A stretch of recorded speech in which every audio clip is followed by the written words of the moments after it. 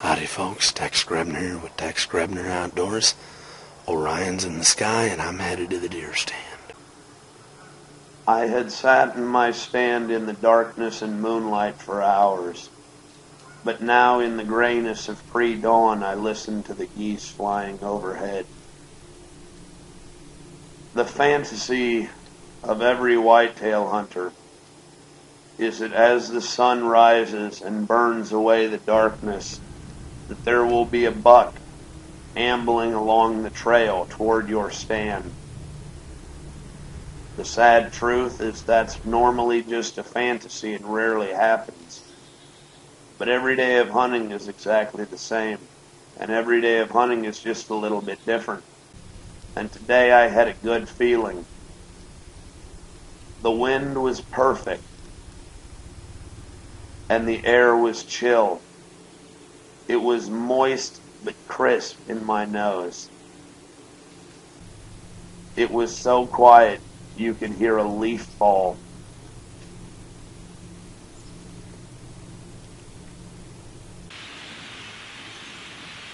As the sun grew higher and higher, the birds woke up themselves and began an incessant racket.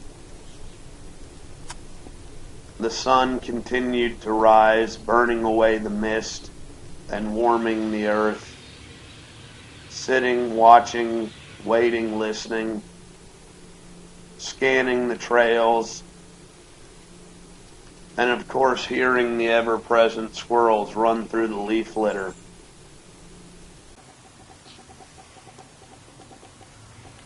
As the morning wore on into noon, I listened to the woodpecker hammering away after bugs.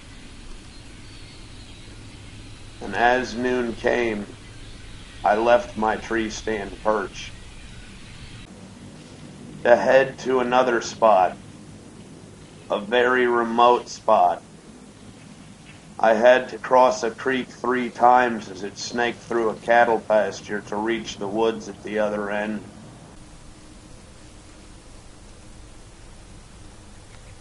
This was an enclave of thorn trees with acorns and walnuts intermixed.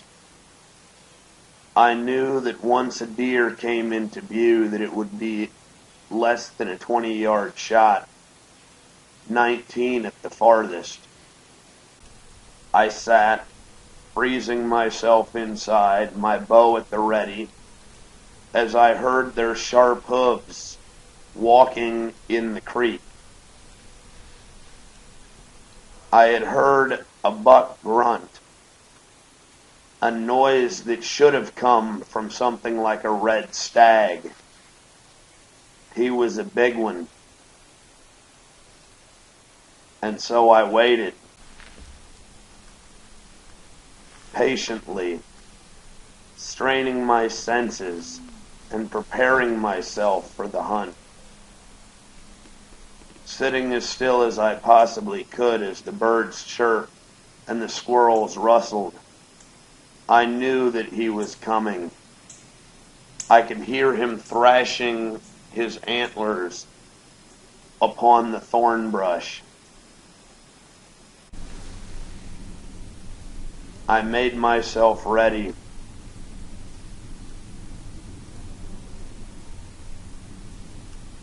Watching, waiting, wondering which trail that he would come down.